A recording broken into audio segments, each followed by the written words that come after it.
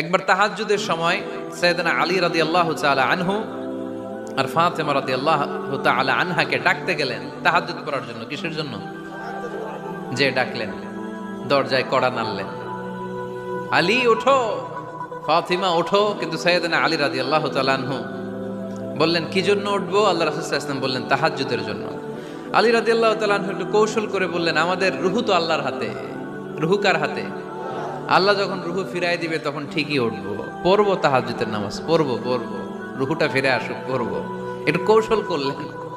তো রাসূল সাল্লাল্লাহু আলাইহি ওয়াসাল্লাম এই কৌশলটারে পছন্দ করলেন না। রাসূল সাল্লাল্লাহু আলাইহি ওয়াসাল্লাম আমি বলা মাত্রই যেন উঠে যায়।